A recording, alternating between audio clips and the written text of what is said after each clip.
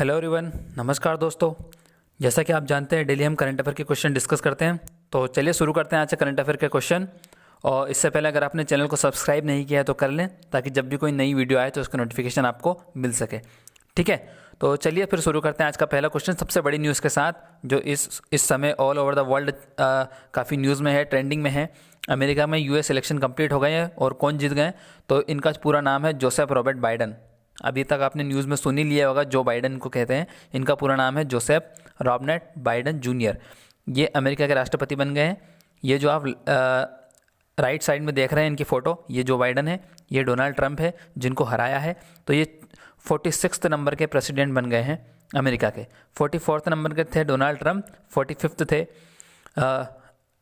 44 थे Barack Obama, और 45वें थे ट्रंप, और 46वें राष्ट्रपति अब बन गए हैं जो बाइडन अमेरिका के 46वें राष्ट्रपति बनने के साथ साथ सबसे उम्र दराज राष्ट्रपति भी बन गए यहाँ के। ठीक है, सबसे ज़्यादा उम्र में इलेक्शन जीतने वाले राष्ट्रपति भी बन गए हैं। 44वें राष्ट्रपति बराक ओबामा के टाइम पे ये उपराष्ट्रपति थे। ठीक है, उस समय जो बाइडन उपराष्ट्रपति थे। ठीक है, तो अब इन्होंने 290 सीट जीत ली है, और 290 सीट टोटल 538 इलेक्ट्रल वोट होते हैं। यहाँ पे सीट को इलेक्ट्रल वोट बोला जाता है। तो इन्होंने 290 सीट के साथ राष्ट्रपति चुनाव जीत लिया है। यहाँ पे सीट का सिस्टम मैं बता देता हूँ आपको, हालांकि एग्ज़ाम में आपसे कभी पूछा नहीं जाएगा, लेकिन एक नॉलेज के लिए बता देता हूँ। जैसे कि हमारे यहाँ कोई सा स्टेट है और उसमें 20 सीटें हैं, और एक ए उम्मीदवार है और एक बी उम्मीदवार है। अगर ए को 11 सीट मिल गई तो ये यहाँ से जीत जाएगा, और इसको 11 सीट इसकी काउंट हो जाएगी। लेकिन अमेरिका में ऐसा नहीं है। वहाँ पे अगर जिसको 11 मिली है वो जीतेगा तो सही, लेकिन टोटल 20 की 20 सीट उसे मिल जाएंगी, यानी कि 20 उसकी काउंट होगी।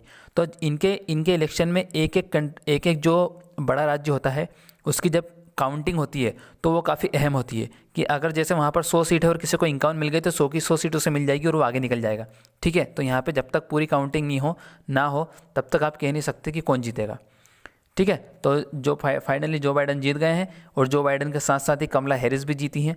कमला हैरिस जो अमेरिका की उपराष्ट्रपति बनेगी, और ये पहली अश्वेत महिला राष्ट्रपति है। अश्वेत महिला राष्ट्रपति है और भारतीय मूल अमेरिकी हैं ये। ठीक है, इनकी माता जी थी वो तमिलनाडु से थी। ठीक है, इसलिए ये भारतीय मूल की अमेरिकी नागरिक हैं।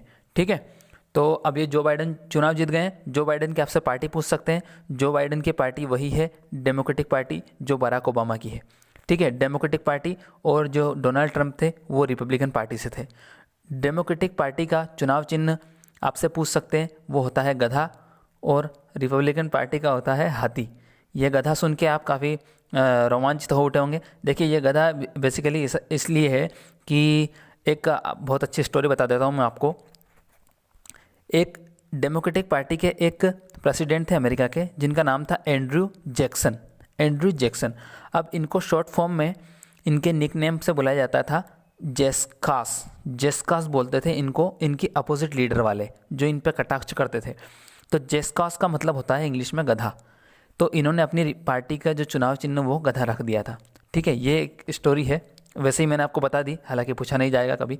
तो ठीक है, तो जो बाइडन यहाँ पे जीत चुके हैं। इनके पार्टी के सिंबल्स आपको इम्पोर्टेंट है, जो आपको याद रखना है, और बाकी सब तो मैंने आपको बता ही दिया।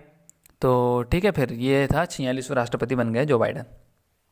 अमेरिका की राजधानी वाशिंगटन है, जहाँ IMF का हेडक्वार्टर भी है, और भी कई सारी इम्पोर्टेंट संस्था का हेडक्वार्टर है वाशिंगटन और न्यूयॉर्क। ठीक है, अगला क्वेश्चन है, व्हाट्सएप ने UPI पेमेंट के लिए 5 बैंकों के साथ साझेदारी की है। निम्न में से वो कौन सा नहीं है? यानी कि जो 5 बैंकों की साझेदारी की है उनमें एक कौन सा नहीं है? तो यहाँ पे मैंने ऑप्शंस में 6 दे रखे हैं। तो पंजाब नेशनल बैंक नहीं है।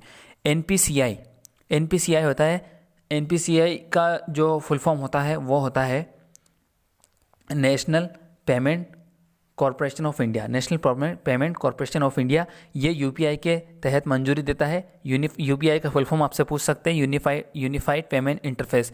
तो UPI के तहत जो पेमेंट की मंजूरी वो व्हाट्सएप को मिल गई है NPCI द्वारा। व्हाट्सएप आप जानते हैं फेसबुक का ही है। फेसबुक ने इसको खरीद लिया था व्हाट्सएप को। ठीक है, फेसबुक के जो मालिक है वो जकरबर्ग हैं। ठीक है, अब व्हाट्सएप किसने शुरू किया था? व्हाट्सएप किन 2 लोगों ने मिलकर शुरू किया था? ये अधिकतर एग्जाम में क्वेश्चन पूछे जाते हैं। मैंने देखा है कि गूगल का भी पूछ सकते हैं, यूट्यूब, इंस्टा, व्हाट्सएप, इनके जिनको जो जिनने इनको शुरू किया उनके नाम पूछ सकते हैं आपसे। तो व्हाट्सएप को शुरू किया था जेन कुन और ब्रायन एक्टन ने शुरू किया था। गूगल का बताइए, गूगल को शुरू किया था सर्गिस बिन और लेरी पेज। ठीक है, व्हाट्सएप को जेन कुन, ब्रायन एक्टन और गूगल को 2 लोगों ने मिलकर शुरू किया था, सर्गिस बिन और लेरी पेज। ठीक है, ये एक्स्ट्रा इन्फॉर्मेशन है, अगर आप याद रखेंगे तो काफ़ी फायदेमंद होगा आपके लिए। ठीक है, चलते हैं अगले क्वेश्चन पे। एयरपोर्ट्स अथॉरिटी ऑफ इंडिया ने इलेक्ट्रिक वाहनों को बढ़ावा देने और AAI द्वारा प्रतिबंधित और संचालित हवाई अड्डों पर सौर ऊर्जा संयंत्रों की स्थापना के लिए किसके साथ साझेदारी की है। ठीक है, इसकी एक्सप्लेनेशन इस क्वेश्चन में ही है। Airport authority of India AAI अभी न्यूज़ में किस कारण है, बहुत ज़्यादा न्यूज़ में है। बहुत ज़्यादा न्यूज़ में वो इस कारण से क्योंकि इसने इसके छः बड़े एयरपोर्ट को प्राइवेट कर दिया है, 50 साल के लिए लीज पे दे दिया है अडानी ग्रुप को। ठीक है, तो इस कारण ये न्यूज़ में है। अभी लेटेस्ट उन्होंने जो दिया था, लखनऊ का दिया था चौधरी चरण सिंह, जिसको प्राइवेट कर दिया है अडानी ग्रुप के पास, अब उसका संचालन है। तो वही AAI की बात यहाँ पर हो रही है। तो यहाँ पे मैंने लिखा है कि इलेक्ट्रिक वाहनों को बढ़ावा देने के लिए और AAI द्वारा प्रबंधित संचालित हवाई अड्डों को ऊर्जा संयंत्रों की स्थापना के लिए किसके साथ साझेदारी की है। तो ये साझेदारी की है NVVM। NVVM क्या होता है, नेशनल विद्युत व्यापार, जो NVVM का फुल फॉर्म, पहले तो ये NVVM जो है ये NTPC की ही एक शाखा है। तो नेशनल विद्युत व्यापार निगम लिमिटेड के साथ इन्होंने साझेदारी की है। ठीक है, अगला क्वेश्चन है, इसरो ने कितने उपग्रहों के साथ PSLV C49 सैटेलाइट लॉन्च किया है। सबसे पहले इसरो का फुल फॉर्म क्या है, इसरो का और PSLV का फुल फॉर्म मैंने यहाँ पे लिख दिया है। इसरो का है इंडियन स्पेस रिसर्च ऑर्गेनाइजेशन और PSLV का फुल फॉर्म होता है पोलर सैटेलाइट लॉन्च व्हीकल। तो इन्होंने 10 सैटेलाइट एक साथ भेजे हैं इसरो ने। ठीक है, 10 सैटेलाइट। इसरो के बारे में आपसे पूछ सकते हैं, फुल फॉर्म मैंने बता ही दिया। इसरो का हेडक्वार्टर बेंगलुरु में। और ये लॉन्च कहाँ से किया है इन्होंने, ये लॉन्च किया है इन्होंने आंध्र प्रदेश के श्रीहरिकोटा के सतीश धवन स्पेस सेंटर से। सतीश धवन स्पेस सेंटर आंध्र प्रदेश के श्रीहरिकोटा से।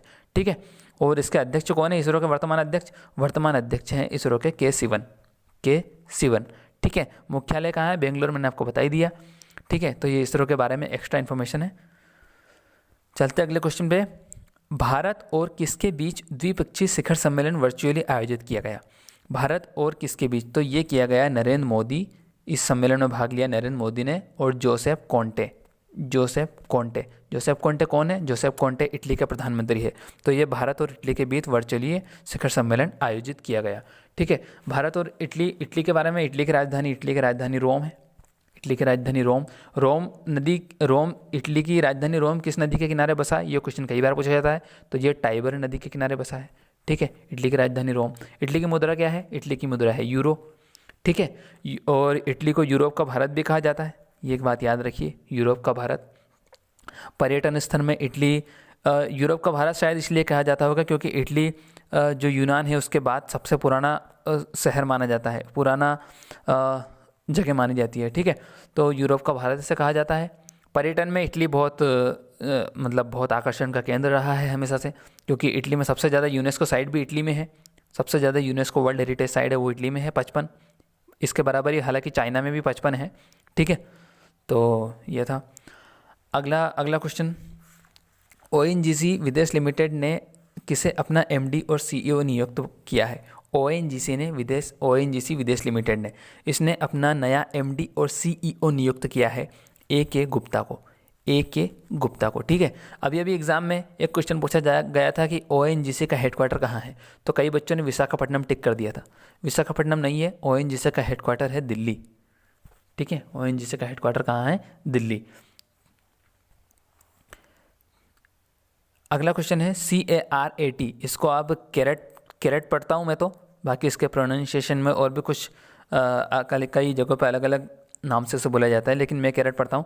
तो ये नौसेना अभ्यास कहाँ आयोजित हो रहा है, तो ये नौसेना अभ्यास किन 2 देशों के बीच हो रहा है, तो ये बांग्लादेश और अमेरिका के बीच हो रहा है। क्योंकि भारत और नेपाल के बीच में नौसेना अभ्यास हो नहीं सकता, क्योंकि नेपाल कोई समुद्री बॉर्डर शेयर नहीं करता, और भारत और चीन के बीच में भी नौसेना अभ्यास कोई हो नहीं रहा है, और बांग्लादेश और भारत नाम से ये लग नहीं रहा है, तो अमेरिका और बांग्लादेश के बीच में ये नौसेना अभ्यास हुआ है। अब ये कहाँ हुआ है, ये हुआ है इंडो पैसिफिक ओशन में। इंडो पैसिफिक ओशन में क्या होता है, मैं आपको इसकी थोड़ी सी ब्रीफ हिस्ट्री दूंगा और इसको समझाऊंगा आगे आने वाले अपने पेज पर। ठीक है, तो अभी सिर्फ आप ये याद रखिएगा कि कैरेट नौसैन्य अभ्यास अमेरिका और बांग्लादेश के बीच में हुआ है। बेसिकली ये चाइना को टारगेट करने के लिए ये अमेरिका इतने नौसैन्य अभ्यास कर रहा है भारत और बांग्लादेश वगैरह के साथ, ठीक है। अगला क्वेश्चन है, ये बहुत इंपॉर्टेंट क्वेश्चन है, one of the most important question है। कई बार मालाबार एक्सरसाइज के बारे में क्वेश्चन एग्जाम में पूछे जाते हैं डायरेक्ट। तो मालाबार नौसेना अभ्यास में भारत के साथ निम्न में से कौन सा देश भाग नहीं ले रहा है? यानी कि ये जो 4 ऑप्शंस है, इनमें से 3 देश भारत के साथ अभ्यास में भाग ले रहे हैं और एक नहीं ले रहा है। तो वो एक बताइए आप कौन सा नहीं है इसमें? तो ऑब्वियसली पाकिस्तान नहीं है, पाकिस्तान से हमारी इतनी बनती नहीं है, ठीक है। तो इसमें हर बार ये जापान और अमेरिका भी रहते थे भारत के साथ, लेकिन इस बार ये हमारे लिए अच्छा है कि इसमें इस बार ऑस्ट्रेलिया भी है। यानी कि अब ये टोटल 4 कंट्री मिलकर मालाबार एक्सरसाइज में नौसेना अभ्यास कर रही है। मालाबार में बोल रहा हूँ, मालाबार क्या है? बार मालाबार एक तट है भारत का जो इधर के नीचे के साइड, इसे मालाबार बोला जा सकता है। इसे कोरोमंडल तट बोला जाता है और इसे कोंकण तट बोला जाता है, लेकिन ये जो एरिया है जो मैं डार्क मार्क कर रहा हूँ, इसे मालाबार तट बोला जाता है। तो इस बार 4 कंट्री है इसमें। अब ये 4 कंट्री वही कंट्री है जो क्वाड वाली है। क्वाड मैंने बताया था आपको कि क्वाड में 4 कंट्री है, भारत, जापान, ऑस्ट्रेलिया और अमेरिका। तो ये क्वाड कंट्रियों का ये सैन्य अभ्यास हो रहा है, ठीक है। ये भी बेसिकली चाइना को काउंटर करने के लिए ही है इंडो पैसिफिक ओशन में। और आखिरी बात मैंने पहले बताया था कि इंडो पैसिफिक ओशन क्या होता है, मैं आपको बताऊंगा। देखिए, इंडो पैसिफिक ओशन ये वाला एरिया होता है, ये वाला एरिया, ये जो डार्क कर रहे हैं ना अपन, इंडो पैसिफिक ओशन। ये इसको पहले ट्रांस पैसिफिक ओशन बोला जाता था, फिर एशिया पैसिफिक ओशन बोला जाता था। लेकिन प्रधानमंत्री नरेंद्र मोदी की विदेश नीतियों की सफलता के बाद काफ़ी वर्ल्ड लीडर और काफ़ी जगह पर अब इंडो पैसिफिक इसे बोला जाता है। इंडो पैसिफिक जब भी बोला जाता है, चाइना इसे स्वीकार नहीं करता, क्योंकि इंडो पैसिफिक ओशन मतलब कि भारत की प्रेजेंस, ठीक है। तो ये कहीं ना कहीं भारत का वर्चस्व दिखाता है, इसलिए इसको अब इंडो पैसिफिक बोलने लगे हैं कई जगहों पर, ठीक है। तो ठीक है फिर, और ये था आखिरी, बस आज के वीडियो में इतना ही। तो वीडियो कैसा लगा ये कमेंट करके बताइएगा, और प्लीज़ अपने दोस्तों के साथ शेयर ज़रूर कीजिए वीडियो को, क्योंकि शेयर करेंगे तो व्यूज़ ज़्यादा बढ़ेंगे और हमें मोटिवेशन मिलता है। और तो देख लीजिए आपके हिसाब से, बाकी शेयर और सब्सक्राइब ज़रूर कीजिए प्लीज़, ठीक है फिर, बाय।